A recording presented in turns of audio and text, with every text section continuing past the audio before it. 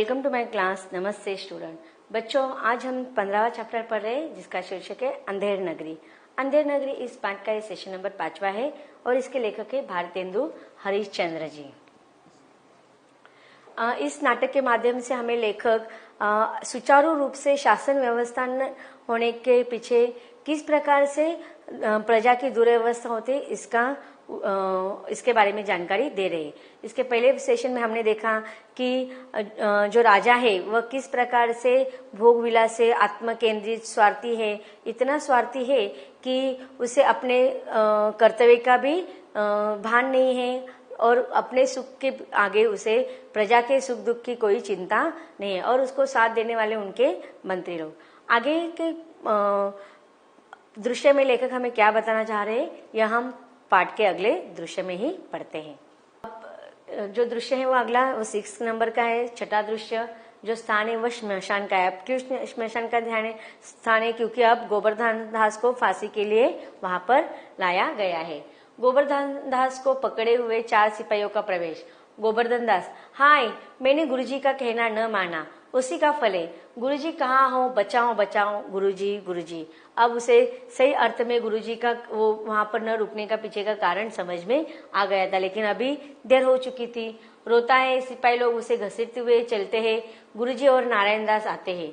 गुरु: अरे बच्चा गोवर्धन दास, तेरी यह क्या दशा है? गोवर्धन दास गुरुजी को हाथ जोड़कर: गुरुजी, दीवार के नीचे बकरी दब गई, सो इसके लिए मुझे फांसी देते हैं। गुरुजी बचाओ। गुरु: अरे बच्चा, मैंने तो पहले ही कहा था कि ऐसे नगर में रहना ठीक नहीं है। तेने मेरा कहना नहीं सुना। कोई चिंता नहीं, नारायण सब समर्थ है। भो चढ़ाकर सिपाहियों से: सुनो, मुझको अपने शिष्यों को अंतिम उपदेश देने दो। तुम लोग तनिक किनारे हो जाओ। देखो, मेरा कहना न मानोगे तो तुम्हारा भला न होगा। सिपाही: नहीं महाराज, हम लोग हट जाते हैं, आप बेशक उपदेश कीजिए। सिपाही हट जाते हैं। गुरुजी चेले के कान में कुछ समझाते हैं। अब देखिए, गुरुजी ने गोवर्धन दास के कान में ऐसा कुछ कहा कि उससे क्या हो जाता है, पूरा उसकी जो फांसी की शिक्षा है वही अलग से बन जाती है। अब उसके क्या कान में बताए वो आगे हम पढ़ते हैं। गोवर्धन दास: प्रगट, तब तो गुरुजी हम ही फांसी चढ़ेंगे। महंत: नहीं बच्चा, मुझको चढ़ने दे। गोवर्धन दास: नहीं गुरुजी, हम फांसी चढ़ेंगे। महंत: नहीं बच्चा, हम। इतना समझाया, नहीं मानता। हम बूढ़े भये, हमको जाने दो। गोवर्धन दास: स्वर्ग जाने में बूढ़ा जवान क्या, आप तो सिद्ध है, आपको गति अगति से क्या, मैं फांसी चढ़ूंगा। इसी प्रकार दोनों हुज्जत करते हैं। सिपाही लोग चकित होते हैं। सिपाही: भाई, यह क्या माजरा है, कुछ समझ में नहीं पड़ता। सिपाही 2: हम भी नहीं समझ सकते हैं कि यह कैसी गड़बड़ है। राजा मंत्री कोतवाल आते हैं। अब देखिए, अब गुरु अपने शिष्यों को तो बचाएगा ही, इसीलिए उसके अब गुरु तो बहुत ही विवेकशील व्यक्ति है, उसे स्वाभिमान भी है और उसे पहले ही भनक आ गई थी कि इस नगर की व्यवस्था कुछ अच्छी नहीं है। यहाँ पर जो राजा, यहाँ पर देखो गुण मतलब सामान्य वस्तुओं की और असामान्य मूल्यवान वस्तुओं की भी एक ही कीमत है, तो गुणवान और अवगुण वाले लोगों की यहाँ पर सेम इसमें उनको नापतोल किया जाता है। तो इसी से पता चलता था कि उस जो गुरुजी थे, जो महंत थे, तो उन्होंने यही उसी समय जान लिया था कि यहाँ पर जो शासन व्यवस्था है वो सुचारू ढंग से नहीं है। राजा भी आत्म केंद्रित है, उसे अपने कर्तव्य का बोध नहीं है और यहाँ पर खतरे उन्हें पता चल चुका था कि यहाँ पर रहना खतरे के बराबर है, इसीलिए वहां से वो चले गए थे। लेकिन अपने शिष्य की मदद के लिए आते हैं, वो कोई ऐसी तरकीब बताते हैं कि सारे लोग आश्चर्य हो जाते हैं। अब उनमें क्या बातचीत हुई थी उसे सिपाहियों को पता नहीं चल रहे। अब आगे देखते हैं वो क्या बात करते हैं दोनों, गोवर्धन दास जी और महंत जी। अब वहां पर राजा अपने मंत्री के साथ आ जाते हैं।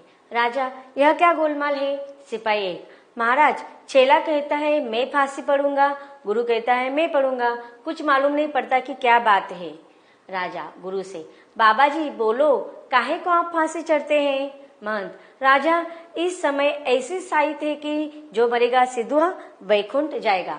साइत, साइत का अर्थ मतलब शुभ अवसर, शुभ मुहूर्त, मतलब उनका कहना का यह तात्पर्य था कि यह बहुत ही शुभ अवसर है कि इस समय जिसकी मृत्यु होगा वह सीधा स्वर्ग में उसको स्थान मिलेगा।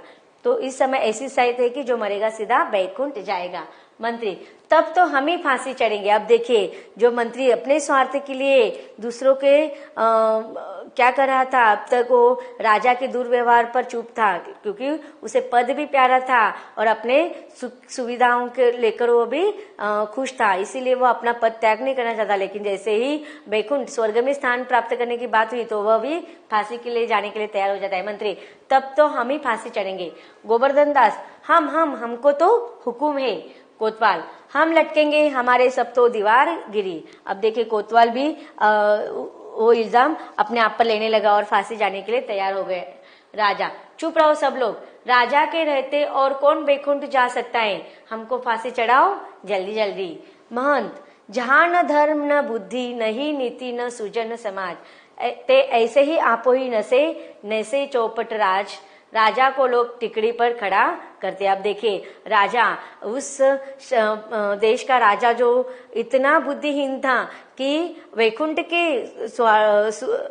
स्वर्ग में स्थान प्राप्त करने के लिए खुद को ही फांसी चढ़वा देता है और राजा के खुद के फांसी के ऑर्डर के लिए राजा के लोग उसको फांसी के यहाँ पर टिकड़ी पर खड़ा कर देते। और उसका यह दुर्व्यवहार देखकर महंत कहता है कि जहां न धर्म, जहां न बुद्धि, न ही नीति, न ही सुजन समाज, की कोई सज्जन लोग यहाँ पर नहीं रहते, कोई ज्ञानी लोग नहीं रहते, उस शहर की, नगर की अवस्था यहीं पर ऐसी ही होगी। ते ऐसे ही आपो ही नसे, जैसे चौपट राजा, चौपट राज मतलब देखो, चौपट का अर्थ क्या है कि अज्ञानी और मूर्ख राजा, इसीलिए उस राजा का नाम क्या दिया गया था, चौपट राजा। और उस नगर का नाम क्या, अंधेर नगरी की, किसी भी प्रकार की न्याय व्यवस्था नहीं है, राजा भी मूर्ख और अज्ञानी है। और जहां पर ऐसा अज्ञानी और मूर्ख राजा है वहां की नगर वो अंधेरी ही होगी, वहां पर किसी भी प्रकार की सुचारू रूप से शासन व्यवस्था नहीं हो सकती है। तो इस प्रकार इस पाठ के इस छोटे से नाटक के माध्यम से लेखक ने बहुत ही बड़ा बोध सर्वसामान्य जनता को देने का प्रयास किया है कि आज अगर हम देख सकते हैं, हम भी विचार कर सकते हैं कि इस प्रकार की शासन व्यवस्था अगर हमारे देश में रहेगी तो हमारा देश विकास कर पाएगा नहीं।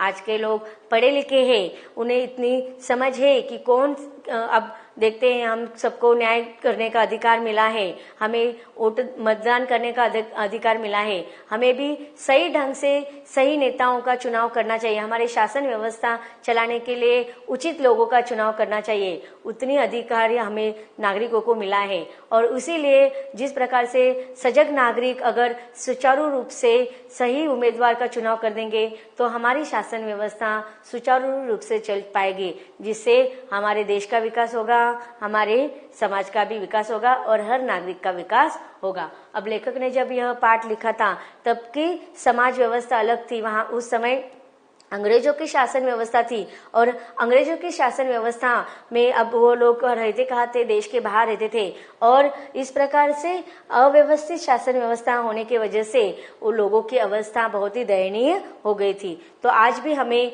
इस प्रकार की शासन व्यवस्था के बारे में सोचना चाहिए। आज हम देखते हैं कि आज भले ही स्वतंत्र भारत व्यवस्था की शासन व्यवस्था है, लेकिन सही ढंग से लोग शासन व्यवस्था चलाते हैं नहीं। बहुत से लोग मंत्री अपने पद पाने के लिए लोगों के अपने कर्तव्य भूल जाते हैं, लोगों के सुख दुख के बारे में सोचते नहीं, केवल मात्र अपने सुख दुख के बारे में ही सोचते हैं। तो इस छोटे से नाटक के माध्यम से लेखक ने हमें यही बात बताने की कोशिश की है।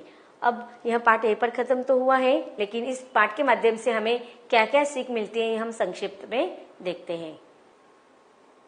तो बच्चे देखते हैं हमारे इस छोटे से नाटक के माध्यम से लेखक हमें क्या सीख देना चाहते हैं। अंधेर नगरी एक व्यंग्य नाटक है जिसमें शासन व्यवस्था की विसंगतियों का उद्घाटन किया गया है। दूसरा है कि अंधेर नगरी का आशय है ऐसी नगरी जहां तानाशाह की सत्ता होती है, कि किसी एक विशेष व्यक्ति की बहुत ही दर्दनायक शासन होता है जिसके अंडर में सारे प्रजा लोग रहते हैं। न्याय का आडंबर होता है और जनता का शोषण किया जाता है। ऐसी नगरी में गुणवान और गुणहीन लोगों में कोई भेदभाव नहीं किया जाता है। इस नाटक में एक राजा की कहानी के माध्यम से अंग्रेजी शासन व्यवस्था पर करारी चोट की गई है। अब देखिए, इस नाटक से और एक संदेश दिया गया है कि लोभ में पड़कर देश हित को नहीं भूलना चाहिए। व्यक्ति एवं देश हित के लिए स्वाभिमान तथा स्वाधीनता का भी बहुत महत्व है। अब देखिए, जो गोवर्धन दास था वह भी थोड़े समय के लिए लोभ में पड़ गया था और इसी वजह से उसको फांसी की शिक्षा तक के नौबत आ गई थी। इसीलिए हमें भी अपने स्वार्थ के लिए, अपने लोभ के लिए हमें देश हित को कभी भूलना नहीं चाहिए। व्यक्ति एवं देश हित के लिए स्वाभिमान तथा स्वाधीनता का भी बहुत महत्व होता है। और इस नाटक के संवाद जो है वह संक्षिप्त है और व्यंग को उभारने में पूरी तरह से सफल हुए हैं। तो बच्चों, इस प्रकार अंधेर नगरी इस नाटक का जो सारांश था वह हमें पता चल गया। उसे लेखक हमें क्या संदेश देना चाहते हैं उसके बारे में भी हमने जानकारी हासिल की और इसके टाइटल के बारे में भी हमें पता चल गया कि यह नाटक को शीर्षक क्यों दिया गया है कि जहाँ पर मूर्ख राजा, अज्ञानी राजा है और उसकी नगरी भी ऐसे ही अंधाधुंध व्यवहार करने वाले लोगों से भरी हुई है। इसीलिए इस नाटक का शीर्षक भी अंधेर नगरी दिया गया है। यह पाठ यहीं पर खत्म होता है। धन्यवाद।